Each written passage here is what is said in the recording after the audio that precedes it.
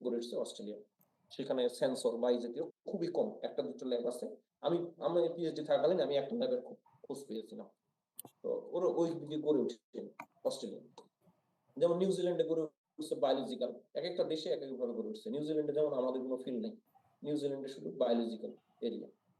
তো ফ্যাব্রিকেশনে চিপ ডিজাইনে একটা বিশাল ইন্ডাস্ট্রি রয়েছে, রিসার্চ এরিয়া রয়েছে এদিকে। তো আর আমেরিকাতে সবগুলো রয়েছে, যেমন কম্পিউটার রয়েছে, কানাডায় রয়েছে। আমি যে কান্ট্রিগুলোতে বললাম, জাপান, কোরিয়া, তারপর হচ্ছে চায়না, তাইওয়ান, এগুলাতে যে কম্পিউটার টেকনোলজি নাই, মানে মেশিন লার্নিং যেগুলোর সাথে আমরা পরিচিত, যে কম্পিউটার বসে নিয়ে রিসার্চ করে, সেগুলো যে গড়ে উঠেনি এমন না, ওগুলোতেও আছে। আমি স্পেসিফিক ভাবে মাইক্রো ফ্যাব্রিকেশন এরিয়াটা বললাম, তোমার হচ্ছে যে এই এরিয়াটাতে বেশি। তার মধ্যে আমরা যদি ইউরোপকে ধরি, এখানে জার্মানি বেশি লিডিং করে। আর আমরা যদি এই পাশে দেখি, এশিয়ার দিকে দেখি, যেখানে কোরিয়া এবং জাপান সবচেয়ে বেশি লিড করে মাইক্রো। তাইওয়ানও সমান তালে তালে চলে আর কি, চায়নার চাইতে তাইওয়ান অনেক বেশি মাইক্রো ফ্যাব্রিকেশন, মানে চিপ ডিজাইনে বেশি রয়েছে। যেখানে যেখানে আইবিএম গেছে আর কি, বলা যায় যে আইবিএম মাইক্রোপ্রসেসর ফ্যাব্রিকেশন গেছে, সেখানে সেখানে তোমাদের হচ্ছে যে চিপ ইন্ডাস্ট্রি গড়ে উঠছে। যেখানে মনে করো যে মানে মেশিনারিজ যেখানে তৈরি হয়, অস্ট্রেলিয়া দেখবা, অস্ট্রেলিয়ার কোনো মেশিনারিজ ডেভেলপ হয় না, অস্ট্রেলিয়া থেকে দিয়ে তোমার ইংল্যান্ডে যায় ডেভেলপ করে। হ্যাঁ, সেখানে গড়ে উঠছে, সেখানে biological research, Australia biological research আসলে ডমিনেন্ট বলা যায়। তো এই হচ্ছে তোমাদের সবগুলো একটা ওভারঅল আমি বললাম আমার ভিএলএসআই টেকনোলজির বিষয়ে। Very large scale integrated circuit, তাহলে প্রথমে আসছে মাইক্রো ফ্যাব্রিকেশন। আমরা যদি মাইক্রো ফ্যাব্রিকেশনের আমরা বলি যে ইন্টিগ্রেটেড সার্কিট ইন্ডাস্ট্রি এবং related industries such as microsystem and MEMS. MEMS হচ্ছে, ম্যামস এর আরেকটা নাম হচ্ছে মাইক্রোসিস্টেম বলা যায়। ম্যামস একটা এম হচ্ছে মাইক্রো ইলেকট্রো, ইতে হচ্ছে ইলেকট্রো, এম তো হচ্ছে মেকানিক্যাল, এস তো হচ্ছে সিস্টেম। তাহলে মাইক্রো ইলেকট্রো মেকানিক্যাল সিস্টেম, যেটাকে ম্যামস বলে। আর এটার আরেকটা নাম হচ্ছে ন্যামস। ন্যামস এর এক্সটেন্ডেড ভার্সন হচ্ছে ন্যামস। এন এর জায়গায় এম এর জায়গায় এম থাকে, মানে তাইলে হচ্ছে nano electro mechanical system. Micro electro mechanical system আমরা কোনটাকে বলবো? আমরা বলবো যে সেন্সর, বিভিন্ন ধরনের সেন্সর আছে যেগুলো সেন্স করছে। তারপর হচ্ছে অ্যাকচুয়েটর, ছোট ছোট অ্যাকচুয়েটর অ্যাকচুয়েশন দিচ্ছে। অ্যাকচুয়েশন আমরা রোবোটিক্স পড়ার সময় দেখেছিলাম। অ্যাকচুয়েটর, অ্যাকচুয়েটর কাকে বলে? অ্যাকচুয়েটর এজ এ মাসল হিসেবে কাজ করে, বডির মাসল যেভাবে কাজ করে সেটা হচ্ছে অ্যাকচুয়েটর। তাহলে অ্যাকচুয়েটর এগুলো হচ্ছে সব মাইক্রো সিস্টেম। মাইক্রো সিস্টেমের যেমন একটা উদাহরণ হতে পারে ক্যামেরা। আমরা যে ক্যামেরা যে ব্যবহার করি, ক্যামেরার যে ফোকাস, এখন যে অটো ফোকাস জুম, যেটা অটো ফোকাস করে ফেস ডিটেকশন, তোমাদের যে ফেস ডিটেকশন করছে, এটা হচ্ছে মাইক্রো সিস্টেম। তার ভিতরে একটা মাইক্রো সিস্টেম, যদিও আমরা একটা বাউন্ডারি দেখতে পাই ডিসপ্লেতে, এটা আসে সফটওয়্যারের মাধ্যমে, কিন্তু ভিতরে যে মেকানিজমটা নড়াচড়া করে, যেটা ফোকাসিং করে, সেটা কিন্তু একটা মেকানিক্যাল পার্ট, সেটা হচ্ছে ম্যামস। সেটা হচ্ছে ম্যামস। তাহলে এই যে সোলার সেল, এটা হচ্ছে মাইক্রো ডিভাইস। সোলার সেল যেমন হচ্ছে মাইক্রো ডিভাইস। তারপর ফ্ল্যাট প্যানেল ডিসপ্লে, এগুলো হচ্ছে সব micro fabrication. Flat panel display, যে তুমি তোমার মনিটরের সামনে যে বসে আছো, এই ডিসপ্লেটা অনেকগুলো ট্রানজিস্টরের সমন্বয়, অনেকগুলো ডিসপ্লে ট্রানজিস্টর, অনেকগুলো সমন্বয়, এগুলা হচ্ছে, এইটা ফ্ল্যাট প্যানেল ডিসপ্লে, এটাও মাইক্রো ফ্যাব্রিকেশন অংশ, এগুলো সব। তারপর অপটো ইলেকট্রনিক্স, এলইডি, তারপর তোমার সামনে যে ডিসপ্লেটা আছে, এগুলা হচ্ছে অপটো ইলেকট্রনিক্স, এগুলো মাইক্রো ফ্যাব্রিকেশনের, সবগুলো মাইক্রো ফ্যাব্রিকেশন দ্বারা ফ্যাব্রিকেট করা হয়। তাহলে তোমরা ধারণা করতে পারছো, বুঝতেই পারছো যে এই ইন্ডাস্ট্রিটা কোথায় কোথায়, রিসার্চ এরিয়াটা আর&ডি কোথায় কোথায় গড়ে উঠছে কোম্পানিগুলো, সেই দেশগুলো, ওই দেশের যন্ত্রপাতিগুলো আমরা বেশি নাড়াচাড়া করি। আমরা বেশিরভাগ ক্ষেত্রে দেখি মেড ইন চায়না, বেশিরভাগ ক্ষেত্রে দেখি made in Japan, made in Korea, made in USA, made in England, made in UK, made in Germany, এরকম ভাবে আমরা দেখি। তো ওই জিনিসগুলো ওখান থেকেই এসেছে। মাইক্রো ফ্যাব্রিকেশনের মাইক্রো ফ্যাব্রিকেশনের যে কাজ করা হয় যে লেভেলে, সেটা হচ্ছে 1 মাইক্রো থেকে 1 মাইক্রোমিটার থেকে 100 মাইক্রোমিটার। এখন কথা হচ্ছে 1 মাইক্রোমিটার কতটুকু, এটা একটা পড়ার সময় তো অনেকগুলো পড়তেছি। 1 মাইক্রোমিটার কতটুকু? 1 মাইক্রোমিটার হচ্ছে, মাইক্রোমিটার বাদ 100 মাইক্রোমিটার কত? 100 মাইক্রোমিটার, 100 মাইক্রোমিটার হচ্ছে আমাদের যে একটা মোটা চুল আছে মাথার, মাথার যে যে চার মাথার চুল সবচেয়ে বেশি মোটা, তারটা হয়তো 117 থেকে 118 বা 120 125 পর্যন্ত হতে পারে, 125 মাইক্রোমিটার। মাথার মানে চুল সাধারণত 70 মাইক্রোমিটার থেকে 170-30 মানে সরি 130-40 মাইক্রোমিটার পর্যন্ত মোটা হতে পারে। তাহলে আমরা তো এটার ধারণা নিয়ে নিয়েছি। তাহলে এটা হচ্ছে সেই মাইক্রোমিটার। তোমার হচ্ছে 10 টু দি পাওয়ার 6 এক metre, R 10 to the power 3 হচ্ছে millimetre, 10 to the power -3, 10 to the power -3 হচ্ছে মিলিমিটার। মাইক্রো ফ্যাব্রিকেশন কাজ করে এই লেভেলে। এই লেভেলে সে ফিল্ম বানায়, এই লেভেলে সে লেয়ার বানায়, এই লেভেলেই সব ডিভাইস গুলো থাকে। এই 100 মাইক্রোমিটারের ভিতরেই সকল ডিভাইস লেয়ার গুলো থাকবে। এবং হচ্ছে এটার মানে তোমার হচ্ছে যে অ্যাটমিক থিকনেস, যে অ্যাটম গুলোর যে থিকনেস বলে 0.9 ন্যানোমিটার। হ্যাঁ, কত মানে কি আছে, এত ছোট যেটাকে দেখার জন্য আলো দিয়ে বা মাইক্রোস্কোপ দিয়ে দেখা যায় না, দেখতে হয় ইলেকট্রন দিয়ে। এটাকে ইলেকট্রন দিয়ে আঘাত করে ইলেকট্রনের নড়াচড়া দিয়ে এটাকে অনুভব করতে হয়, দেখা যায় না আসলে, অনুভব করতে হয় যে এখানে একটা জিনিস আছে। তো এই মাইক্রোমিটার, মাইক্রো ইলেকট্রনিক্স বা মাইক্রো ফ্যাব্রিকেশন যার সাথে কম্বাইন্ড হয়ে গেছে, এরকম ভাবে মাইক্রো ফ্যাব্রিকেশন যার সাথে কম্বাইন্ড হয়ে গেছে, এরকম তখন একটা সাব টেকনোলজি তৈরি হয়, মাইক্রো টেকনোলজি। এই মাইক্রো টেকনোলজি সাব ফিল্ড যদি ইলেকট্রন ইন সেমিকন্ডাক্টরের প্রসেসিং যদি মাইক্রো ফ্যাব্রিকেশন দিয়ে হয়, তখন সেটা হবে মাইক্রো ইলেকট্রনিক্স। মাইক্রো ইলেকট্রনিক্স কোনগুলো? মাইক্রো ইলেকট্রনিক্স হচ্ছে আইসি, ট্রানজিস্টর, মানে অনেকগুলো ট্রানজিস্টরের সমন্বয়, কতগুলো ট্রানজিস্টর। এটা একটা ধারণা নেওয়া যেতে পারে আমাদের যে বৃদ্ধাঙ্গুলির যে নখটা আছে, বৃদ্ধাঙ্গুলির যে নখটা আছে, এই যে নখ, এই নখটা হচ্ছে, এটা হচ্ছে এই পাশ থেকে এই পাশে হচ্ছে প্রস্থ হচ্ছে 2 সেন্টিমিটার, 2 সেন্টিমিটার। তোমরা একটু রিয়ালাইজেশন স্কেল 2 সেন্টিমিটার, 2 সেন্টিমিটার। হ্যাঁ, এই নখটা আমি যদি মেপে দেখি, এটা হচ্ছে 2 সেন্টিমিটার। 2 সেন্টিমিটার বাই 2 সেন্টিমিটার আগের, এটা হচ্ছে ওল্ড কনসেপ্ট। মানে মানে মানে আমরা বলতে পারি classic definition. 2 centimetre by 2 centimetre ডায়ামিটারের যদি কোনো ডাইমেনশনকে চিপ বলা হয়, এই ডাইমেনশন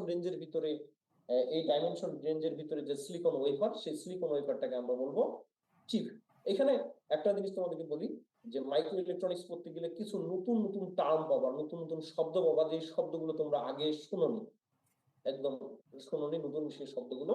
কিন্তু সেই শব্দগুলোকে আমি চেষ্টা করবো তোমাদেরকে রিয়েলাইজেশন দেওয়ার জন্য, বোঝানোর জন্য। এখানে যেখানে হাতে দেখতে পেলে এটা আরো ভালো হতো, কিন্তু আমি তোমাদেরকে ইউটিউব থেকে বা বিভিন্ন থেকে ইমেজ থেকে তোমাদেরকে দেখাবো। এটাকে চিপ, এই চিপে যদি 100 মিলিয়ন ট্রানজিস্টর, মানে হচ্ছে এক, মানে হচ্ছে যে 10 লক্ষ সমান 1 মিলিয়ন, এরকম হচ্ছে 100 মিলিয়ন ট্রানজিস্টর যদি একটা চিপের ভিতর সেট করা যায়, যে ফিঙ্গার নেই, নখের ভিতরে যদি নখের সমান এরিয়ার ভিতরে সেট করা যায়, তখন এটাকেও আমরা বলি মাইক্রো ইলেকট্রনিক্স। তখন এটাকে বলি মাইক্রো ইলেকট্রনিক্স। মানে হচ্ছে আমরা তখন বলতে পারি যে অতি সূক্ষ্ম এরিয়ায় যদি একাধিক কম্পোনেন্ট থাকে, একাধিক ডিভাইস কম্পোনেন্ট থাকে, তখন ওটাকে আমরা বলবো মাইক্রো ইলেকট্রনিক্স। একটা কম্পোনেন্ট থাকলে ওটা ইলেকট্রনিক্স। একটা ট্রানজিস্টর, এটা ইলেকট্রনিক্স কম্পোনেন্ট, একটা ট্রানজিস্টর। কিন্তু যদি 10টা ট্রানজিস্টর একটা 2 বাই 2 সেন্টিমিটার চিপে থাকে, 2 সেন্টিমিটার বাই 2 সেন্টিমিটার বা 4 সেন্টিমিটার স্কোয়ার একটা চিপের ভিতরে থাকে, তখন আমরা বলবো এটাকে মাইক্রো ইলেকট্রনিক্স। যেমন হচ্ছে 741 আইসি, 741 আইসিতে তোমার হচ্ছে যে 7-8টা ট্রানজিস্টর রয়েছে, মানে 5-6টা রেজিস্টর রয়েছে, এরকম ওইটাকে আমরা বলবো চিপ। এবং গ্যালিয়াম আর্সেনাইড কম্পাউন্ড সেমিকন্ডাক্টর, এবং এটার সাথে, তাহলে এখানে আমরা বলবো, এবং ওর ভিতরে যদি ইলেকট্রনের ফ্লো নিয়ে আলোচনা করা হয় এবং মাইক্রো ফ্যাব্রিকেশনের মধ্যে, সেটা মাইক্রো ইলেকট্রনিক্স। এবং সেমিকন্ডাক্টরের সাথে যদি ফোটনের আলোচনা করা হয়, যে সেমিকন্ডাক্টর মাইক্রো ফ্যাব্রিকেশন করে যে ডিভাইসটা বানানো হয়, সেটা হচ্ছে অপটো ইলেকট্রনিক্স, যেমন গ্যালিয়াম আর্সেনাইড। এবং হচ্ছে মানে হচ্ছে যে থার্ড পেন্টাভ্যালেন্ট, মানে থ্রি, মানে মানে ট্রাই অ্যান্ড পেন্টা কম্পাউন্ড যেগুলো রয়েছে, পেন্টা যোজনী বিশিষ্ট কম্পাউন্ড বিশিষ্ট যে ম্যাটেরিয়াল রয়েছে, সেগুলোকে কম্পাউন্ড সেমিকন্ডাক্টর বলা হয়। যেমন গ্যালিয়াম আর্সেনাইড, গ্যালিয়াম একটা কম্পাউন্ড, গ্যালিয়াম একটা এলিমেন্ট, কম্পাউন্ড না এলিমেন্ট। এবং হচ্ছে আর্সেনেটের এলিমেন্ট থার্ড, এবং তার মানে আর্সেনিকের হচ্ছে যে তার এটা হচ্ছে যে যোজনী আমরা যেটাকে বলি এলিমেন্ট, এটা হচ্ছে যে পেন্টাভ্যালেন্ট, আর এটা হচ্ছে গ্যালিয়াম হচ্ছে ট্রাইভ্যালেন্ট। পেন্টাভ্যালেন্ট এবং ট্রাইভ্যালেন্ট এলিমেন্ট মিলে যদি এটা সেমিকন্ডাক্টরের মতো আচরণ শো করে, তখন এটাকে আমরা বলি কম্পাউন্ড সেমিকন্ডাক্টর। এরকম আমরা জানি ফসফরাস আর্সেনাইড, তারপর হচ্ছে এরকম বিভিন্ন ধরনের gallium arsenide, gallium phosphide arsenide, এরকম আমরা অনেকগুলো কম্পাউন্ড সেমিকন্ডাক্টর পেয়ে থাকি। এগুলোর সুবিধা হচ্ছে এগুলো লাইট ইমিশন করে। এই সেমিকন্ডাক্টরের ভিতর দিয়ে যখন ইলেকট্রন ফ্লো হয়, এগুলো মানে লাইট ওয়েভ মানে ছাড়ে দেয়। লাইট ওয়েভ যখন ছাড়ে দেয় তখন লাইট আকারে প্রকাশ পায়। তখন এটা এবং এটাকে ফ্যাব্রিকেট করতে গেলে, এটাকে নিয়ে যদি কোনো ডিভাইস বানানো হয়, তখন সেই ডিভাইসটার নাম হয় অপটো ইলেকট্রনিক্স। যেমন আমরা যেটাকে খুব সহজভাবে অপটো ইলেকট্রনিক্স এর নাম জানি যে হচ্ছে যে LED, light emitting diode, photo diode, এগুলা হচ্ছে লেজার, এগুলা সবগুলো হচ্ছে অপটো ইলেকট্রনিক্স। তারপর লিকুইড ক্রিস্টাল ডিসপ্লে, তারপর হচ্ছে এরকম যে ডিভাইস গুলো রয়েছে, এগুলো হচ্ছে অপটো ইলেকট্রনিক্স। এরকম ভাবে ইনস্ট্রুমেন্ট ছোট ইনস্ট্রুমেন্ট বানিয়েছে, ছোট ইনস্ট্রুমেন্ট বানিয়ে কিসের উপরে বানিয়েছে? ভিত্তি করে তার মেকানিক্যাল প্রপার্টিজ এর উপর ভিত্তি। যেমন হচ্ছে যে পিজো ইলেকট্রিক, এন্ড হচ্ছে পিজো রেজিস্টিভ। পিজো প্রপার্টিজ কে তুমি হচ্ছে যে ধরে আমরা যদি কোনো ডিভাইস বানাই যেটা মাইক্রো লেভেলের ডিভাইস হয়, তাহলে তখন আমরা বলবো সেটাকে মাইক্রো মেকানিক্স। তার মেকানিক্যাল প্রপার্টিজটাকে ধরে যদি আমরা চিন্তা করে দেখি, micro micro mechanics mechanical properties. যেমন হচ্ছে সিলিকন ডাইঅক্সাইড, সিলিকন নাইট্রাইট, এদের এদের এদের এরা হচ্ছে ওয়েভ গাইড, এদেরকে গ্রেডেড এবং হচ্ছে যে রিফ্র্যাক্টিভ ইন্ডেক্স, যে হচ্ছে যে অপটিক্যাল ফাইবারের উপরে যে কভারটা থাকে, সেই কভারটা যদি সিলিকন ডাইঅক্সাইড এবং সিলিকন নাইট্রাইট দিয়ে তৈরি করা যায়, তখন সেটাকে আমরা বলবো micro micro mechanics micro mechanics. এবং কেমিস্ট্রি এবং বায়োকেমিস্ট্রির সাথে যদি মাইক্রো ফ্যাব্রিকেশন, যেমন হচ্ছে আমরা যে অনেক সময় যে তোমার হচ্ছে যে ওই যে টিউব ব্যবহার করি বিভিন্ন ধরনের পরীক্ষা করার জন্য, যেখানে করোনা ভাইরাস আছে কিনা, তারপর হচ্ছে বিভিন্ন ধরনের ব্লাড গ্রুপ টেস্ট করার জন্য যে টিউব গুলো, যে নিডল গুলো ব্যবহার করা হয়, এই নিডল গুলো যদি মাইক্রো ফ্যাব্রিকেশন দ্বারা প্রসেস করা হয়, তাহলে তখন ওইটাকে বলা হয় মাইক্রো ফ্লুইডিক্স।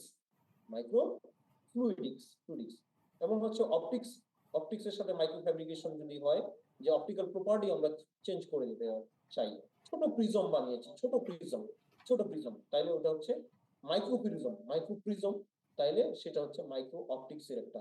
এইটার সাথে এটার পার্থক্য কি? এটা হচ্ছে ফোটন ইন সেমিকন্ডাক্টর, এটার সাথে এটার পার্থক্য হচ্ছে ফোটন ইন সেমিকন্ডাক্টর, এটা হচ্ছে এখানে ইলেকট্রনিক্স পার্ট রয়েছে, এখানে ফোটনের ইলেকট্রন হোলের প্রবাহের সাথে সম্পর্কিত। আর অপটিক্সের সাথে সম্পর্কিত কি? অপটিক্সের সম্পর্কিত হচ্ছে অপটিক্যাল লাইট করবে, লাইট করে অপটিক্যাল লাইট আবার অন্যভাবে বের হয়ে যাবে।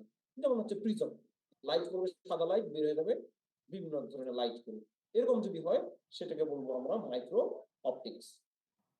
যেমন হচ্ছে আমরা বিভিন্ন ধরনের চশমা যে বানাই, আমাদের যে চশমা, এগুলো হচ্ছে ম্যাক্রো অপটিক্স। আমরা যে চশমা পরি, মানে যে হচ্ছে যে ব্লু কাট চশমা, তারপর হচ্ছে আরেকটা কি, ওই যে রোদ চশমাটাকে কি বলে, সানগ্লাস, যেটা আছে। তারপর একটা আছে না, যেটা ব্ল্যাক হয়ে যায়, লাইট করলে ব্ল্যাক হয়ে যায়, আবার অন্ধকারে সাদা হয়ে যায়। তোমরা আছো নাকি নাই? জি স্যার, ওটা অটো ব্লু কার্ড। আছি স্যার। হ্যাঁ, এই যে চশমা, এটা হচ্ছে ম্যাক্রো ইলেকট্রনিক্স, সরি, এটা হচ্ছে ম্যাক্রো অপটিক্স, ম্যাক্রো এবং মাইক্রো। আর এই জিনিসটাকে যদি আমরা ছোট্ট করে বানাই ফেলি, যেমন চোখে যে অনেকে লেন্স লাগায়, এছাড়া তোমরা অনেক ইংলিশ মুভিতে দেখবা যে চোখের ভিতরে, মনির ভিতরে কম্পিউটার লাগিয়েছে ইংলিশ মুভিতে। যদিও এখনো তোমার হচ্ছে যে অনেকগুলো মানে ইমাজিনেশনে আছে, তো কল্প কাহিনীর ভিতরে আছে, তাহলে সেগুলো হচ্ছে মাইক্রো অপটিক্স। যেমন মাইক্রো অপটিক্স এর ভালো উদাহরণ হতে পারে লিকুইড ক্রিস্টাল ডিসপ্লে। আগেরকার যে ডিসপ্লে গুলো ছিল, দেখবা যে রোদের আলোতে দেখা যেত না, ছায়া করে রাখলে পড়া যায়, অথবা অ্যাঙ্গেল করে রাখলে ল্যাপটপের মানে ডিসপ্লেটাকে একটু অ্যাঙ্গেল করে দিলে একরকম কালার, আরেক অ্যাঙ্গেল থেকে দেখলে আরেক রকম কালার। আগেরকার ডিসপ্লে গুলো এরকম ছিল, এখনকার ডিসপ্লে গুলো মানে এরকম। এটা হচ্ছে ম্যাক্রো মানে অপটিক্স এর খেলা, মাইক্রো অপটিক্স এর খেলা। এখানে হচ্ছে যে কোন দিক থেকে রিফ্লেকশন হচ্ছে, এই হচ্ছে মাইক্রো এবং ম্যাক্রো। তারপর হচ্ছে কোয়ান্টাম মেকানিক্স। কোয়ান্টাম মেকানিক্স কোনটা? আমরা যে কোয়ান্টাম লেভেলে যদি কাজ করা হয় এবং সেটাকে নিয়ে কোয়ান্টাম লেভেল খুবই এখনো রহস্যজনক, আসলে থিওরিটিক্যাল পর্যায়ে আছে। কোয়ান্টাম কম্পিউটার বা বিভিন্ন ধরনের যে কম্পিউটারের নাম আমরা শুনেছি, এগুলো হচ্ছে থিওরিটিক্যাল লেভেলে আছে। কিন্তু আমরা এটাকে অন্যভাবে চিন্তা করি। যদি আমরা কোষ বা সেল, এখানে একটা চার্ট দেওয়া আছে, এরকম কোষ বা সেল নিয়ে যদি আমরা আলোচনা করি, যেমন হচ্ছে ম্যালেরিয়া জীবাণু বা বিভিন্ন এরকম ডিটেকশন করার জন্য এই যে প্রোটিন, ভাইরাস, ব্যাকটেরিয়া, সেল, এইগুলাকে নিয়েও যদি আমরা কাজ করা শুরু করি, তাহলে এবং ওই সেটা মাইক্রোপ্রসেসর, সেটাকে আমরা বলবো ন্যানো টেকনোলজি। কি বলবো?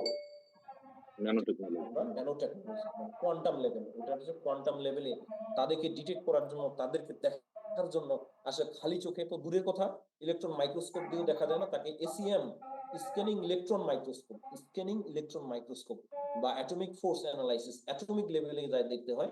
সেখানে মানে তোমার ইলেকট্রনের মুভমেন্ট, ইলেকট্রন তো আমাদের আলোর তরঙ্গের চাইতে আরো ছোট, তরঙ্গের চাইতে ছোট জিনিস দিয়ে বড় জিনিস দেখা যায়। আমাদের তরঙ্গ যদি ছোট না হতো, তাহলে তরঙ্গের চাইতে ছোট জিনিস দেখার একটা জিনিস আমরা কখন দেখতে পাই? আমাদের যে ভিজিবল তরঙ্গ আছে 7 থেকে 400 ন্যানোমিটার থেকে 700 ন্যানোমিটার, এই 400 ন্যানোমিটার থেকে 700 ন্যানোমিটার এর চাইতে বড় জিনিস আমরা দেখতে পাবো। এই 400 ন্যানোমিটারের চাইতে ছোট জিনিস যদি হয়ে যায়, কোনোটা যদি 300 ন্যানোমিটার হয়ে যায়, ওই জিনিসটা আমরা চোখে দেখতে পাবো না। এটা হচ্ছে মূল কথা। তাইলে কোনো জিনিস দেখতে গেলে তার চাইতে ছোট তরঙ্গ ব্যবহার করে দেখতে হবে, তখনই আমরা সেই জিনিসটা দেখতে পাবো। তাহলে এই যে কোয়ান্টাম লেভেলে ওই জিনিসগুলোকে দেখতে গিয়ে যেহেতু কোয়ান্টাম লেভেলে যেতে হয়, এই জন্য ওইটার জন্য যে মাইক্রোপ্রসেসিং প্রসেস দিয়ে ওটাকে ইনভলভমেন্ট, সেটার সাথে জড়িত, সেটাকে সেই বিদ্যাটাকে সেই সাবফিল্ডটাকে বলা হয় ন্যানো টেকনোলজি। আর রোবোটিক্স, মেকাট্রনিক্স, রোবোটিক্স এবং মেকাট্রনিক্স, এটা বুঝতে পারছো যে এটা মেশিন, রোবট একটা মেশিন, মেকাট্রনিক্স একটা মেশিন, মেকানিক্যাল এমন হচ্ছে। এই রোবটটা যদি হয় মিলিমিটার রেঞ্জে, কত মিলিমিটার রেঞ্জে? মনে করো যে 100 মিলিমিটারের, 100 মিলিমিটার সাইজে, 100 মিলিমিটার সাইজে তখন যদি বানানো হয়। ফ্যাব্রিকেশনটা হচ্ছে একটা হচ্ছে ফ্যাব্রিকেশন, কথাটা মনে রাখিও। একটা হচ্ছে ফ্যাব্রিকেশন, ফ্যাব্রিকেশনের রেঞ্জ হচ্ছে 1 মাইক্রো থেকে 100 মাইক্রো, ঠিক আছে? এটা সাধারণত 0.5 মাইক্রো থেকে, এটা হচ্ছে মাইক্রো ফ্যাব্রিকেশন। আর পুরো ডিভাইসটা একটু বড় হতে পারে, পুরো ডিভাইসটা 100 মিলিমিটার পর্যন্ত হতে পারে। মানে তোমার হচ্ছে ডিভাইসটা বড় হবে কিভাবে? তার উপরে প্যাকেজিং করা, তাকে সেফগার্ড দেওয়া, মূল ডিভাইসটা যেন নষ্ট না হয়।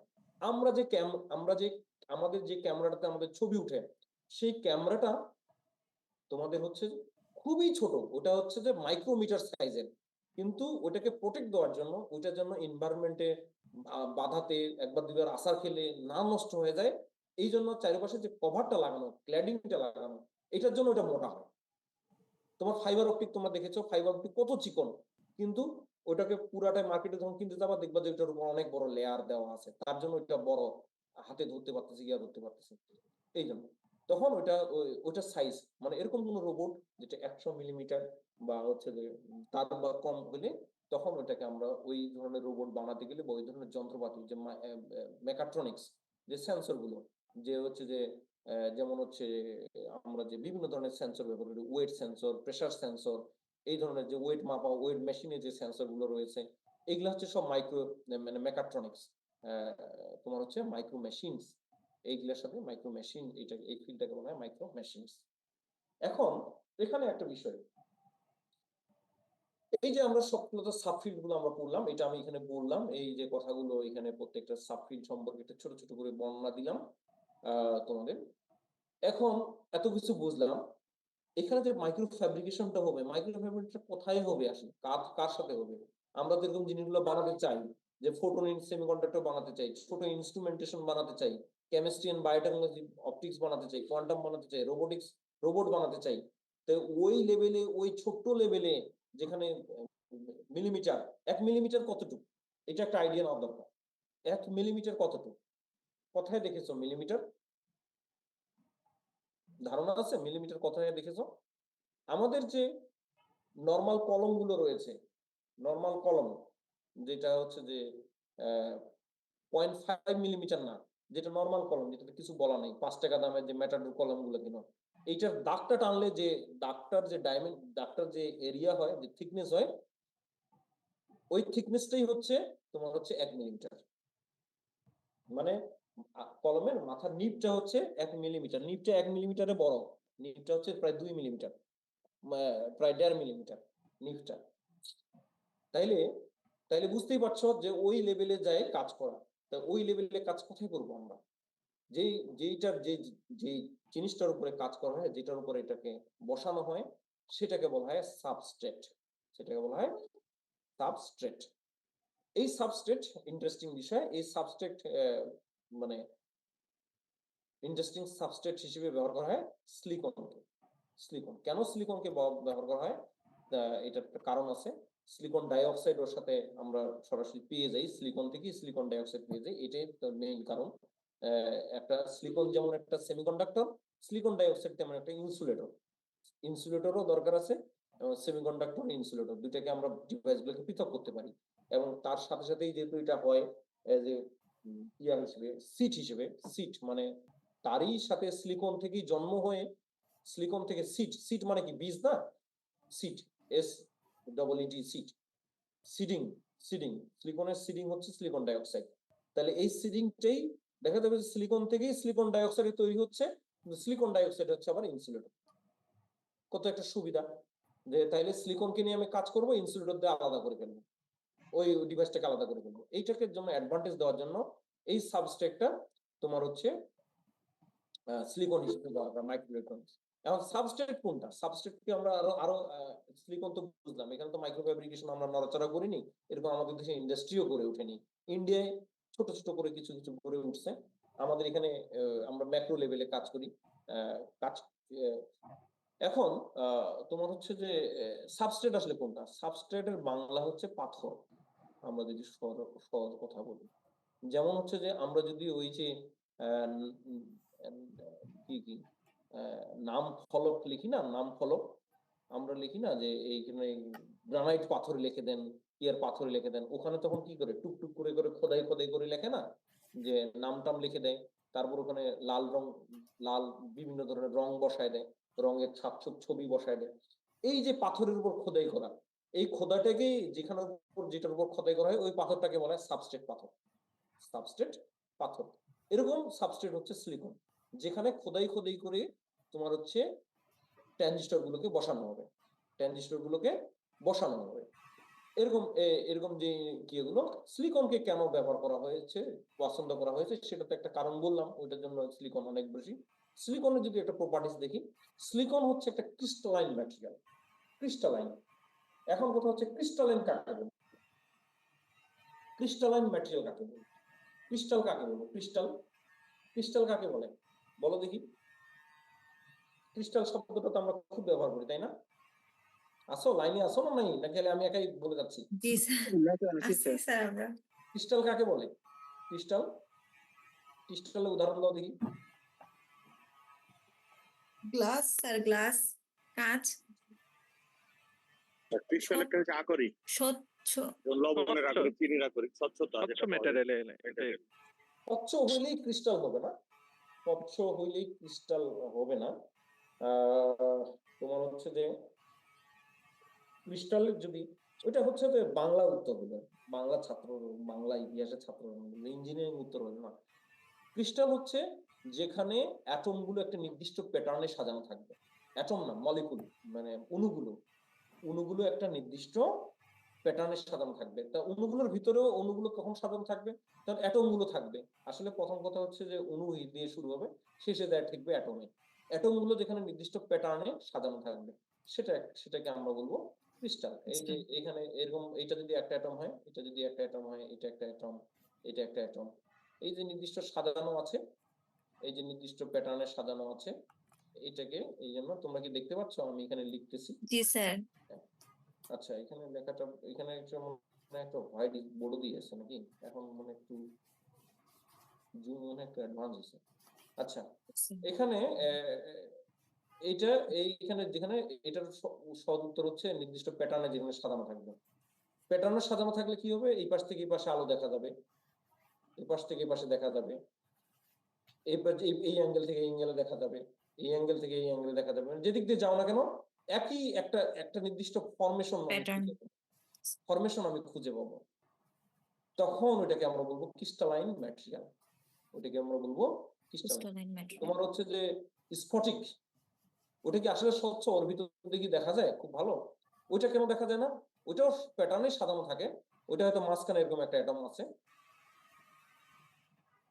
এরকম ভাবে আছে, হয়তো মাঝখানে একটা অ্যাটম নাই, এরকম। এটাও দেখো এরকম ভাবে সাজানো আছে, অথবা কোনোটা এরকম ভাবে সাজানো আছে, এইভাবে আছে, এইভাবে আছে, এইভাবে আছে, এইভাবে আছে, আর মাঝখানে একটা অ্যাটম আছে। এটাও কিন্তু একটা সাজ না? এটা একটা, জি স্যার। এটা একটা ফরমেশন না? এরকম ভাবে যদি কোনো ফরমেশনের অবস্থায় থাকে, এটা একটা স্ট্রাকচার, এটা একটা স্ট্রাকচার, এটা একটা স্ট্রাকচার, এটা একটা স্ট্রাকচার, এরকম ভাবে যদি থাকে, মনে করো যেমন হচ্ছে তোমরা যদি চিনিকে বা লবণের দানাকে ভেঙে ভেঙে কি গোল করা যাবে? দানাটাকে কি গোল করা যাবে? না স্যার। কি মনে হয়, কখনো ভেবে দেখেছো? গুড়া গুড়া করলাম, গোল করা যাবে? না স্যার, এক একটা এক এক রকমের হবে, এক একটা এক এক রকম হবে না, খুব সূক্ষ্ম হবে। ভাবে দেখলে প্রত্যেকটা ওই একই ফরম্যাটে থাকবে। ও দেখবা যে যতটা কর্নার আছে ওই ততটা কর্নারই থেকে যাবে। যত ক্ষুদ্র করবা দেখবা যে ওই কর্নারটা, এটা ভাঙলে এরকমই থাকবে। হয়তো তুমি দেখবা যে এই অ্যাঙ্গেল থেকে দেখতেছো, এইখান থেকে দেখতেছো, কিন্তু মাইক্রোস্কোপিক দেখলে দেখবা যে তার অ্যাটম গুলো ওই সেম। প্যাটার্নে সাজানো আছে। ঠিক আছে? ওই জি স্যার। প্যাটার্ন। এই জন্য ওটা হচ্ছে ক্রিস্টালাইন, মানে স্ফটিক। আমরা যেটা ক্রিস্টালের বাংলাতে আমরা বলি স্ফটিক। স্ফটিকে না, উচ্চারণটা কি স্ফটিকই তো? জি স্যার। ফিটকিরি দেখেছো না? ফিটকিরিকে ভাঙলে তোমার হচ্ছে এরকম। কিন্তু ওইটা একটা অস্বচ্ছ কেন? ওইটা হয়তো এরকম ভাবে সাজানো আছে, স্বচ্ছই আমরা ওইটাকে স্বচ্ছতার ভিতরে ফেলি, মাঝখানে একটা অ্যাটম আছে, এদিক দিয়ে আর এটা দেখা যাচ্ছে না, কিন্তু একটু সাইড হলে আবার দেখা যায়। এটা সেমি ট্রান্সপারেন্ট। আবার যদি এরকম ভাবে সাজানো থাকে, যেটা এই যে সাজানোটা বললাম, এটা হচ্ছে ফুল ট্রান্সপারেন্ট। এটাকে যেভাবেই রাখো না কেন, এটা হচ্ছে একটা সবসময় ওই নেচারে থাকবে। এটাকে যদি এখন এটাকে যদি এই যে এখানে যে কালারটা পেয়েছি, এই ধরো এখানে একটা নতুন করে একটু ক্রিয়া করি, হ্যাঁ, এখানে একটা নতুন করে ক্রিস্টালের যে সুবিধাটা, এই যে ক্রিস্টাল স্ট্রাকচার, এটাকে যদি এপাশ থেকে আমরা প্রেসার ক্রিয়েট করি, তাহলে এটা কি, এই অ্যাটমটা কি এইখানে ভিতরে ঢোকার চেষ্টা জি করবে, স্যার। কিন্তু এটা ভাঙবে না। এটাতে একদম কি হবে, এটা থেকে রেজিস্টিভিটি বা মানে মেকানিক্যাল প্রপার্টি চেঞ্জ হবে, চেঞ্জ। এই মেকানিক্যাল প্রপার্টিজ এর চেঞ্জটাকে আমরা যদি ইলেকট্রিক ফ্লোতে কনভার্ট করতে পারি, তাহলে এটাকে সেন্সর হিসেবে কাজ করানো হবে। এটা একটা পিয়েজো রেজিস্টিভ হবে, তখন পিয়েজো রেজিস্টিভ সেন্সর হবে। হ্যাঁ, পিয়েজো রেজিস্টিভ সেন্সর এরকম হবে। এই যে ক্রিস্টাল, তো সিলিকন হচ্ছে একটা crystalline material, single crystalline material. কেমন সিঙ্গেল ক্রিস্টালাইন ম্যাটেরিয়াল? যেখানে ওয়েফারের আলাপটা এখন আসেনি। সিঙ্গেল ক্রিস্টালাইন ম্যাটেরিয়াল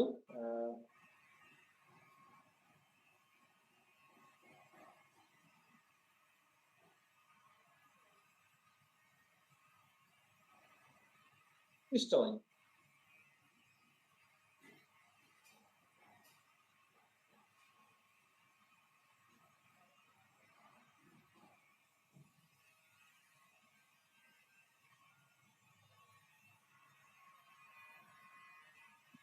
এখান থেকে আসি, এইখান থেকে এখন ওয়েফারও চলে আসি। হ্যাঁ, আচ্ছা, ওইটাতে আমি যাচ্ছি। আচ্ছা, এইটা একটু আগা পাশে সবগুলো একটু সামনে পিছনে করে দিয়েছে। এখানে দেখতে পাচ্ছি সিঙ্গেল ক্রিস্টালাইন, এই ম্যাটেরিয়ালের ওই মানে ওয়েফারটা পরে বলতেছি। সিলিকন হচ্ছে তোমার হচ্ছে যে একটা সিলিকন হচ্ছে ক্রিস্টালাইন ম্যাটেরিয়াল। এটাতে কেমন? এটাতে হচ্ছে যে অ্যাটমের সংখ্যাটা ভুলে গেলাম, ওইটা আমাদের চ্যাপ্টার আছে। এটাতে অ্যাটম গুলো একটা নির্দিষ্ট প্যাটার্নে সাজানো থাকে, এটা তো আমরা বুঝলাম। হ্যাঁ, নির্দিষ্ট প্যাটার্নে সাজানো থাকে। আর এটাকে নিয়ে এটা যখন একটা সিলিকন ওয়েফার পেয়েছি, এই সিলিকনটা কোথা থেকে নিয়ে আসা হয়? এই সিলিকনটাকে ওয়েফার থেকে নিয়ে আসা হয়। ওয়েফার ওয়েফার না বললে আমরা বুঝে যাবে না, ওয়েফারটা বলতেই হবে। এই সিলিকন ম্যাটেরিয়ালটা নিয়ে আসা হয় ওয়েফার থেকে। ওয়েফার কেমন? এখানে দেখতে পাচ্ছ তোমরা, একটা ছবি দেখা যাচ্ছে। এই যে এখানে ওয়েফার চাঙ্কে এটা রয়েছে, এটা একটা ওয়েফার, এটা একটা ওয়েফার। হ্যাঁ, এটাকে কেটে কেটে ফেলছে, শেপ দিয়ে ফেলছে, এগুলা হচ্ছে ওয়েফার। এটা হচ্ছে ইনগট, ওয়েফার ইনগট থেকে কাটা। এই যে এটা ওয়েফার। হ্যাঁ, এরকম ওয়েফার মানে একটা প্লেট, একটা একটা Plate। হচ্ছে যে এই যে ইনগট, এইটা থেকে এটাকে বলা হয় ওয়েফার। ওয়েফার মানে ওয়েফার ইনগট। হ্যাঁ, স্যার ওয়েফার গুলো কি সিলিকন দিয়েই তৈরি? ওয়েফার হলো সিলিকন দিয়ে তৈরি হয়, সিলিকন দিয়ে তৈরি হয়। সিলিকন গুলোকে পরে ডপিং করা হয়। এই যে ওয়েফার, এটা হচ্ছে এটা হচ্ছে ইনগট। হ্যাঁ, এটাকে কেটে কেটে এরকম বানায়। কতটুকু কাটা হয় এরকম ভাবে, সাইজ বিভিন্ন ধরনের সাইজ হতে পারে। ওয়েফারের সাইজ হচ্ছে 3 ইঞ্চি হতে পারে, 3 ইঞ্চি। 3 ইঞ্চি, 4 ইঞ্চি, এটা 4 ইঞ্চি, এটা হচ্ছে 7 ইঞ্চি। এটা যদি মিলিমিটারে বলছে, ডায়ামিটার আর কি, 7 ইঞ্চি ডায়ামিটার, এটাকে মিলিমিটার দেড়। এখন এটা থিকনেস কতটুকু হবে? থিকনেসটা এক এক রকম হবে। যেমন 4 ইঞ্চি গুলো সাধারণত 400 400 মাইক্রো থেকে 450 মাইক্রো হয়ে থাকে। 7 ইঞ্চি গুলো হচ্ছে 700 মাইক্রো থেকে অ্যারাউন্ড 700 মাইক্রো, ধরো প্লাস মাইনাস 50, মানে 650 থেকে 750 মাইক্রোমিটার থিকনেস। থিকনেস, এই যে থিকনেসটা, এই যে থিকনেসটা যদি এটা কি হয়, এই যে থিকনেস লেভেলটা, থিকনেস বুঝো তো নাকি? জি মোটা স্যার, জি কতটুকু স্যার, মোটা? পুরুত্বটা। পুরুত্বটা, জি স্যার। হ্যাঁ, পুরুত্বটা হবে 700 মাইক্রোমিটার। বেশিরভাগ ক্ষেত্রে সবচেয়ে বেশি মানে বহুল প্রচলিত ওয়েফার হচ্ছে 7 ইঞ্চি বা 150 মিলিমিটার ডায়ামিটারের ওয়েফার, যেটা হচ্ছে 700 বহুল। এবং হচ্ছে এই ওয়েফার গুলো ইন্টারেস্টিং বিষয়, সিলিকন কিন্তু হচ্ছে স্টিলের মতো শক্ত। সিলিকন হচ্ছে স্টিলের মতো শক্ত, এক্সট্রিমলি স্ট্রং, কিন্তু হচ্ছে ফ্রাজাইল।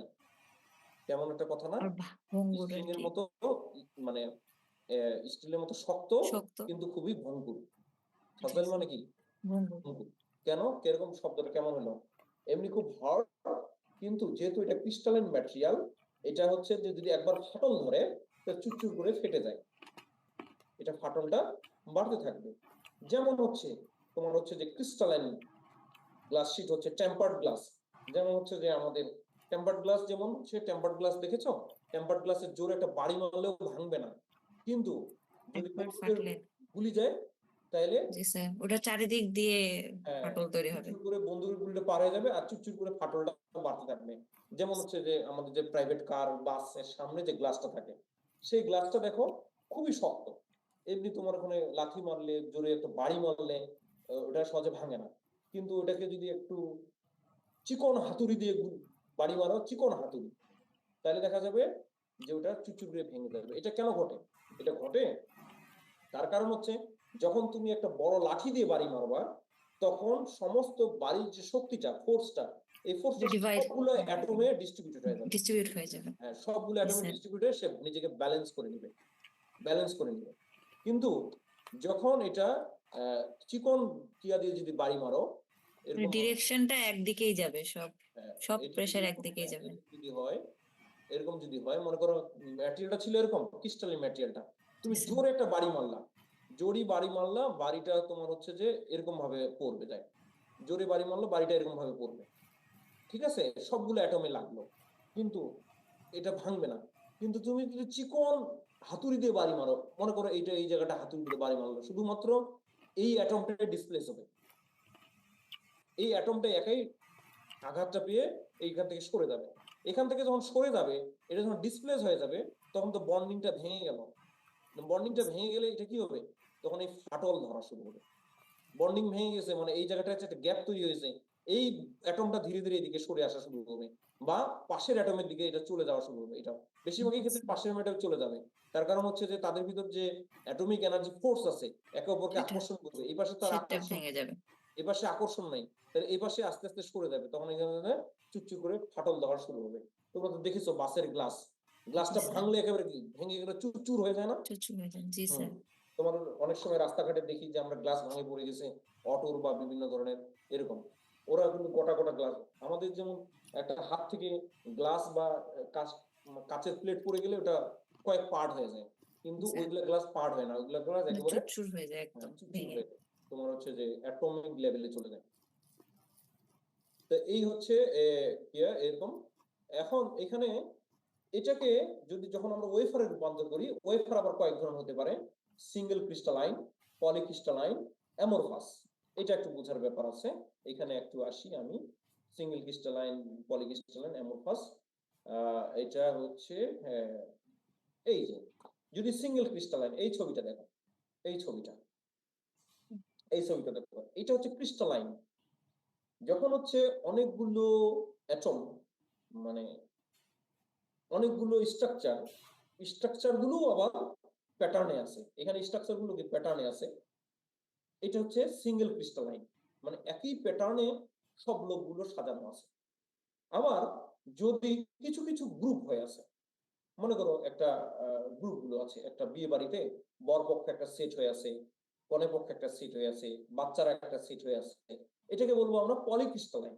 এই যেমন এখানে দেখো, এখানে একটা সেট, এখানে একটা সেট, এখানে একটা সেট, কিন্তু এখানেও কিন্তু এই সেটটা একটা প্যাটার্নে সাজানো আছে, এই সেটটা একটা প্যাটার্নে সাজানো আছে, এটা একটা প্যাটার্নে সাজানো আছে, তাহলে এটাকে বলবো পলিক্রিস্টালাইন। পলিক্রিস্টালাইন আর এটা হচ্ছে সিঙ্গেল ক্রিস্টালাইন, মানে কি বরপক্ষ একটাই গ্রুপ, বাচ্চা টাচ্চা কোনো কিছু নেই, সবাই একই প্যাটার্নে সাজানো আছে। একটাই গ্রুপ, তাইলে সেটা হচ্ছে সিঙ্গেল ক্রিস্টালাইন। Single crystalline. এটা হচ্ছে পলিক্রিস্টালাইন, মানে ছোট ছোট গ্রুপ গুলো ছোট ছোট গ্রুপে বিভক্ত আছে। আর এটাকে বলা হয় অ্যামরফাস। মিক্সড অ্যামরফাসে কোনো সবাই ক্রিস্টাল, সবাই স্বতন্ত্র ক্রিস্টাল হিসেবে এলোমেলো ভাবে ছড়িয়ে ছিটিয়ে আছে, এটাকে বলা হয় অ্যামরফাস। অ্যামরফাস। Amorphous wafer. তাহলে এরকম ভাবে ওয়েফারও আমরা কয়েকভাবে গ্রোথ এবং ডিপোজিটেড ফিল্ম, এইভাবে আমরা অ্যামরফাস হিসেবে আমরা এটাকে নিতে পারি। এখন এখানে আরেকটা টার্ম হবে সারফেস ইন্টারফেস। এগুলা এই যে কথাগুলো বললাম, এখানে যে ফিল্ম গুলো ডিপোজিট করার পরে এবং সিলিকন ডাইঅক্সাইড এরকম ভাবে এগুলো এসেছে। তারপর হচ্ছে সারফেস এবং ইন্টারফেস। ইন্টারফেস কাকে বলবো? দুটো লেয়ার যেখানে সংযুক্ত হবে সেটাকে বলবো ইন্টারফেস, এবং উপরের ভাগটা যেটাকে দেখা হবে সেটাকে বলবো আমরা সারফেস। এখানে ফিল্ম ডিপোজিশন হয়েছে, এটা সিলিকন ডাইঅক্সাইড হতে পারে, এটা সিলিকন নাইট্রাইড হতে পারে। ঠিক আছে, এইগুলোকে প্রসেসিং কয়েকভাবে অনেকভাবে প্রসেসিং করা হয়। High temperature process, thin film deposition process, patterning এবং লেয়ার ডিপোজিশন। আমরা high temperature process silicon dioxide যখন বানাবো, মানে 1100-1200 টেম্পারেচার ডিগ্রিতে যখন উঠাবো কোনো কিছুকে প্রসেস করার জন্য, যেমন সিলিকন ডাইঅক্সাইড ফর্মেশন, আমরা ওখানে যাব, যখন অক্সিডেশন করব সেখানে আমরা যাব কত ডিগ্রি টেম্পারেচার, সেইগুলোকে মাইক্রো ফ্যাব্রিকেশনের যে প্রসেস মানে 4 ভাগে বিভক্ত। সেটা হচ্ছে যে high temperature process, thin film deposition process. যদি প্রসেস হয় 800 ডিগ্রি সেন্টিগ্রেডের নিচে, ফিল্ম বানাতে হচ্ছে, কোন পলিমার ফিল্ম দিতে হচ্ছে, বা কোন ফিল্ম মানে কি বুঝতে পারছো তো? ফিল্ম মানে একটা চিকন লেয়ার, 1 মাইক্রোমিটার একটা লেয়ার। দেখছো ওয়েফারটা অনেক বড়, ওয়েফারটা যদি 700 মাইক্রোমিটার হয়, এটা হচ্ছে হয়তো 50 মাইক্রোমিটার, এটা হচ্ছে 25 মাইক্রোমিটার বা 100 মাইক্রোমিটার। ওইগুলোকে বলে ফিল্ম, যেগুলা সাবস্ট্রেটের উপরে ডিপোজিট করা হয়। ডিপোজিট শব্দটার মানেটা হচ্ছে লেয়ার তৈরি করা, লেয়ার তৈরি করা বা পজিশনিং করে দেওয়া, সেটাকে আমরা বলবো ডিপোজিট মাইক্রো ফ্যাব্রিকেশনের ভাষায়। তাইলে আর ওইখানে যদি সাবস্ট্রেটের উপরেই একটা ফিল্ম ডিফল্ট হিসেবে তৈরি করা হয়, এবং সেটা যদি টেম্পারেচার 1000 ডিগ্রি সেন্টিগ্রেডের উপরে হয়, তাকে আমরা বলবো হাই টেম্পারেচার প্রসেস। আর যদি 1000 ডিগ্রি নিচে হয়, 1000 ডিগ্রি থেকে, তাকে আমরা থিন ফিল্ম ডিপোজিশন প্রসেস।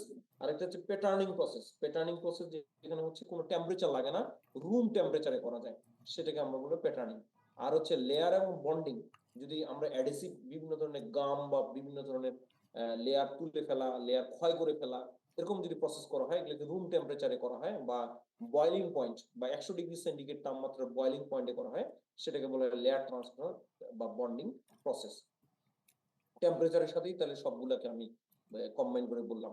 এইগুলাতে আমরা চাবো, এখানে যেমন দেখা যাচ্ছে, যেমন এইটা হচ্ছে হাই টেম্পারেচার প্রসেস, যেমন এটা ওয়েফার, এটা সিলিকনের উপর সিলিকন ডাইঅক্সাইড, খালি টেম্পারেচার হিটিং করে পানির টাচে নিয়ে আসলে বা অক্সিজেনের টাচে নিয়ে আসলে এখানে সিলিকন ডাইঅক্সাইড লেয়ার একটা তৈরি হবে। যে লেয়ারে টাচ করবে সেই লেয়ারে তৈরি হবে বিক্রিয়ার মাধ্যমে, অ্যাকশনের মাধ্যমে, তখন এটাকে বলবো হাই টেম্পারেচার প্রসেস। এখানে যে ফটোরেজিস্ট প্রসেস, ফটোরেসিস প্রসেস হচ্ছে যে এই যে প্যাটার্নিং প্রসেস, এটাকে পুরাটাই প্যাটার্নিং প্রসেস। এইটা প্যাটার্নিং প্রসেস, ইউভি আল্ট্রালাইট। তারপর এখানে হচ্ছে যে লেয়ার ট্রান্সফর্ম, এখানে লেয়ার ট্রান্সফর্ম করা হয়েছে, এটাতে আমরা যাব ডিটেইলসে, আমরা এটাতে দেখব।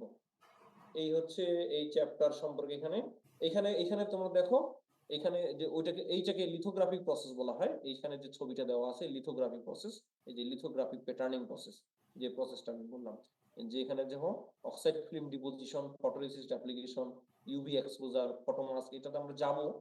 আমরা ইচিং প্রসেস, ইচিংও পড়বো আমরা, এটা আমরা পড়বো না, পড়া পর্যন্ত পরীক্ষা হবে না, ঠিক আছে?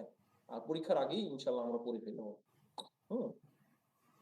এখানে যদি আমরা স্কেলিংটাকে দেখি, যে আসলে আমরা যে পুরো মাইক্রোপ্রসেসর মানে সরি মাইক্রো ফ্যাব্রিকেশন যে আমরা কাজ করি, ফটোলিথোগ্রাফিক মেথডের কাজ হয় 1 মাইক্রো থেকে 10 মাইক্রো এই অবস্থায়।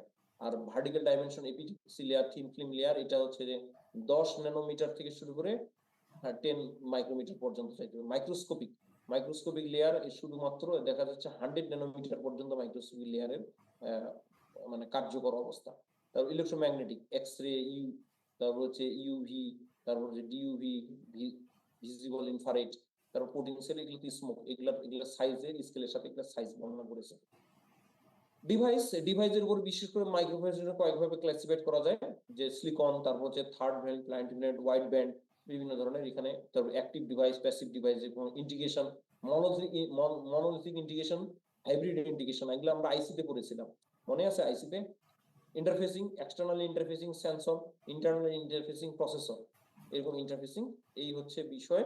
এখান থেকে এগুলাকে কোথায় করা হয়, এখন একটা বিষয় যে আমরা কোথায় করব, এটাকে বলা হয় ক্লিন রুম। নাম শুনে থাকবা, নাম বলতে পারলেই খুশি হবে। আমাদের দেশ থেকে যখন পিএইচডি করতে যাবা তখন ক্লিন রুমে করা হয়, এরকম একটা ক্লিন রুম। ক্লিন রুম কাকে বলে, কেন ক্লিন রুমে করা হয়? তোমরা বুঝতেই পারছো যে একটা ডাস্টেরও একটা ডাস্ট, এখানে ডাস্ট পার্টিকেল, এখানে একটা ডাস্ট পার্টিকেলের এরিয়া দিয়েছে, তাই না? এই যে ডাস্ট পার্টিকেলের সাইজ কত? 1 মাইক্রোমিটার। তাহলে দেখা যাচ্ছে মাইক্রো ফ্যাব্রিকেশন ওই এক ডাস্ট পার্টিকেলের চাইতে নিচে লেভেলে যায় কাজ করে, ডাস্ট পার্টিকেলের চাইতে। তাহলে এমন একটা জায়গায় এই কাজগুলো এমন জায়গায় করতে হবে যেখানে ডাস্ট তো দূরের কথা, তার চেয়ে ছোট ছোট পার্টিগুলো যেন অবস্থান না করতে পারে, এরকম একটা জায়গা হচ্ছে ক্লিন রুম প্রসেস, এটাকে বলে ক্লিন রুম। ক্লিন রুম এখন কাকে বলে? আইএসও স্ট্যান্ডার্ড অনুযায়ী ক্লিন রুম হচ্ছে, আইএসও স্ট্যান্ডার্ড অনুযায়ী ক্লিন রুম হচ্ছে যে 0.3, তোমার হচ্ছে 0.3 মাইক্রোমিটার পর্যন্ত 1 কিউবিক সেন্টিমিটারে 8টা ডাস্ট পার্টিকেল যদি অবস্থান করে কোথাও, সেটাকে আমরা বলবো ক্লিন রুম। এই যে ক্লিন রুম এনভায়রনমেন্ট, এই যে ক্লিন রুম। ক্লিন রুম বিভিন্ন ধরনের আইএসও লেভেল আছে। এখানে তোমরা ক্লিন রুমের যদি এখানে সংজ্ঞায়িত করো, দেখা যাচ্ছে যে 0.5 micron per cubic foot of area ভিতরে আইএসও একটাতে, মানে এই ধরনের যে 1 particle larger than, no more than 1 particle, এত কিউবিক মানে ফুটে, মানে 1 foot by 1 foot by 1 foot, মানে উচ্চতা দৈর্ঘ্য প্রস্থে এত কিউবিক ফুটে যদি একটা পার্টিকেল মানে থাকে, নো মোর দেন একটা পার্টিকেল এরকম সাইজের থাকে, তখন পর্যন্ত আমরা এটাকে ক্লিন রুম স্ট্যান্ডার্ড বলতে পারবো। কিন্তু এর চাইতে যদি বেশি থাকে তখন আমরা এটাকে ক্লিন রুম বলবো না। এরকম আইএসও থেকে আরো ক্লিন রুমে আরো সিরিয়াস অবস্থায় চলে যায় সেখানে পার্টিকেল। তাইলে বুঝতেই পারছো যে কি ধরনের এখানে এনভায়রনমেন্ট এখানে আছে, সেরকম পোশাক আশাক নিয়ে একটু থাকতে হয়। ক্লিন রুম এনভায়রনমেন্ট, এই যে ক্লিন রুমে ঢোকার আগে হাইড্রোজেন মানে নাইট্রোজেন গ্যাসের গোসল করে যাইতে হয়। নাইট্রোজেন গ্যাস এখানে এই কাপড় পরার আগে এই কাপড়গুলো নাইট্রোজেন গ্যাসে থাকে, নাইট্রোজেন গ্যাস এনভায়রনমেন্টে থাকে। এবং হচ্ছে যে এই যে ক্লিন রুম এনভায়রনমেন্ট, এই যে দেখো তার যে চোখের পানি, সেই চোখের পানিও যে শ্বাস প্রশ্বাস ভাব সেটাও যেন না আসে। এই যে ঢোকার আগে এই কাপড় পরার আগেও নাইট্রোজেন, ওইটাকে বলে নাইট্রোজেন বাথ, মানে নাইট্রোজেন বাতাসে গোসল করতে হয়। নাইট্রোজেন বাতাসে গোসল করে তারপর ওই পোশাকটা পরে তারপর ভিতরে ঢুকতে হয়। ভিতরে ঢোকার সময় আবার কয়েক ধাপ যখন যাবে, যে প্যাসেজটাতে যাবে, সেই প্যাসেজে হাই স্পিড নাইট্রোজেন গ্যাস তোমার হচ্ছে যে দিয়ে, নাইট্রোজেন গ্যাস কিন্তু শরীরের জন্য ক্ষতিকর না, তুমি জানো তো নাকি? নাইট্রোজেন গ্যাস এনভায়রনমেন্টে 80%ই হচ্ছে নাইট্রোজেন গ্যাস। তাহলে নাইট্রোজেন গ্যাস দিয়ে যদি কোনো ডাস্ট পার্টিকেল লেগে থাকে সেগুলো এখান থেকে রিমুভ হয়ে যাবে, তারপরে তার এন্ট্রি হবে ক্লিন রুমে। এই যে ক্লিন রুম এন্ট্রি, এটা ইউভি লাইট। হ্যাঁ, তো এই হচ্ছে ক্লিন রুম এনভায়রনমেন্ট। এই যে এখানে যদি আমরা দেখি, এখানে তো প্যারামিটার গুলো বলেছে, এই যে ক্লিন রুম এনভায়রনমেন্টে ওঠার সময় এই জুতাগুলো এরকম ভাবে শীটে পড়ে যেতে হয়। ওই যে জুতাটা আছে এটা ক্লিন রুম বাদ এটার ভিতর দিয়ে প্রবেশ করতে হয়। এই যে দেখো নাইট্রোজেন এখানে ধরার সাথে সাথে নাইট্রোজেন ফ্লোটা হচ্ছে, হ্যাঁ। এই হচ্ছে বিষয়। এখানে তোমার হচ্ছে ফ্যাব্রিকেশন করতে হয়। এই পোশাক পরে ঘন্টার পর ঘন্টা ৮ ঘন্টা ৯ ঘন্টা পরে থাকা খুব কষ্টকর অনেক সময় হয়ে যায়। তো থাকতে হয় আর কি করার আছে। যারা R&D তে কাজ করে তারা থাকে। তো আজকে এই পর্যন্তই থাক নাকি?